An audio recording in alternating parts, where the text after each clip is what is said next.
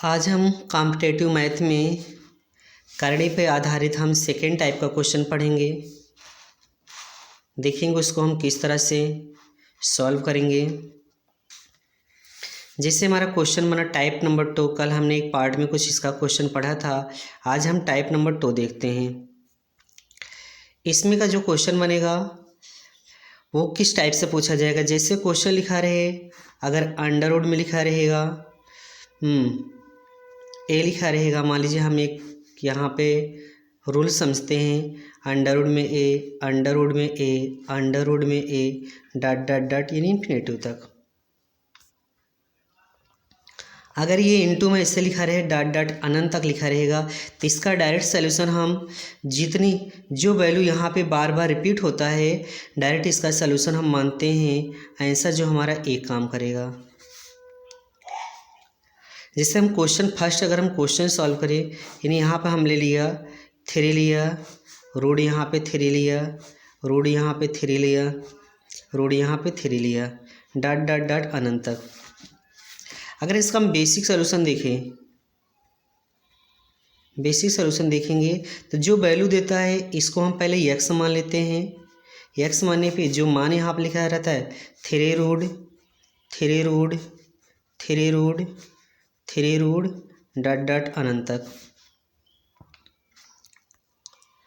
अब यानी अब यहाँ पे लिखेंगे दोनों पक्षों को वर्ग करने पर, जब वर्ग करेंगे तो यहाँ से एक्स स्क्वायर बनेगा, यहाँ से ऊपर वाला करणी हटेगा, चूँकि वर्ग करने पे करणी यहाँ पे फर्स्ट ऊपर वाला करणी हट जाएगा, तो इसको हम डायरेक्ट लिख सकते हैं 3, लेकिन रूट नीचे वाला करणी अपने स्थान पर रहेगा, बाकी सारे करणी अपने स्थान पर लिखे रहेंगे।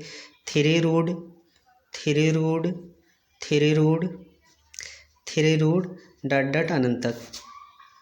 देखिए वही वैल्यू हमारा फिर से रिपीट हुआ ना, यानी अब इसके स्थान पर अगर हम डायरेक्ट यहाँ पर लिखना चाहें तो एक्स स्क्वायर यानी 3 इंटू एक्स, एक्स एक्स हमारा कैंसिल हुआ, यानी एक्स बराबर हमने क्या पाया 3।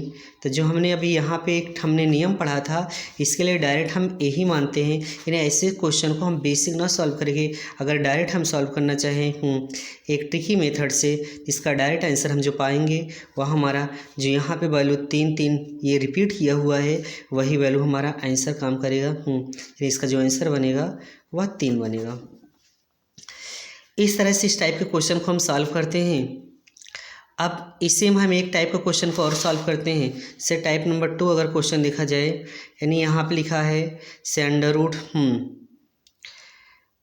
5 लिखा है, अंडर रूट 5 लिखा है, अंडर रूट 5 लिखा है, अंडर रूट 5 लिखा है। हाँ, बस ये एक निश्चित वैल्यू तक अगर क्वेश्चन लिखा रहेगा का मान ज्ञात कीजिए,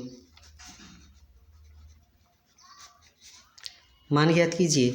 अगर यहाँ पे इसको हम सॉल्व करना चाहें, यानी इसके लिए फार्मूला बनता है, जो भी वैल्यू यहाँ पे लिखा रहता है उसको हम ले लेते हैं, जो भी वैल्यू बनेगा उसको हम ले लेते हैं। उसके बाद यहाँ पर 1 माइनस 1/2 की पावर n या 2 की पावर 2 लगा के पावर यानी n काम करेगा, यानी 1 2 3 4 4 पद है, यानी 2 का जो पावर n बना n का स्थान पर हम 4 लिख देंगे, यानी 5। इसको सॉल्व करेंगे तो ये 2 को 4 टाइम्स से गुणा करेंगे 16 बनेगा, 16 का 1 मल्टीपल करेंगे तो 16 बनेगा, 1 इसमें सब्ट्रैक्ट करेंगे यानी ये बनेगा 15/16, यानी इसका जो आंसर बनेगा 5 की पावर 15/16।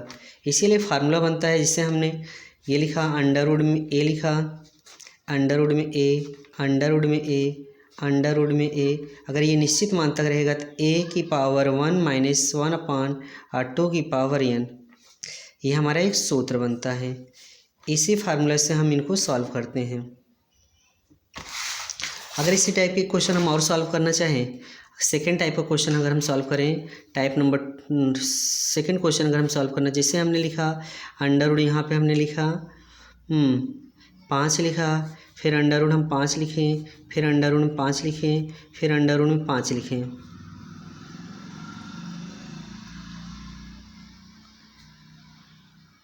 अंडर रूट 5 हम और मानते हैं, यानी इसी वैल्यू फाइंड करना है, का मान ज्ञात कीजिए।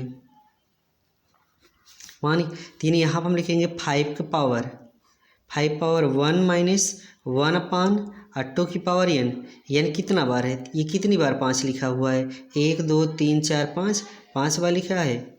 इसको लिखेंगे हम 5 पावर 1 माइनस 2 की पावर 5, इसको हम 5 बार गुणा करेंगे तो ये 32 बनेगा, यहाँ पे 32 बना। इसको हमने हल किया तो 5 पावर 32 का नंबर 32 में से घटेगा, यानी 31/32 ये बनेगा। इस तरह से हमारा दूसरे टाइप का क्वेश्चन सॉल्व होता है। अब इसका अगला पार्ट हम नेक्स्ट वीडियो में देखेंगे। इसी तरह से बने रहिए, हमारे वीडियो को लाइक और सब्सक्राइब करते रहिए। हम इसमें जितने भी सवाल इस टाइप के बनते हैं सारे सवाल को हम सॉल्व करवाएंगे एक एक करके। That's all.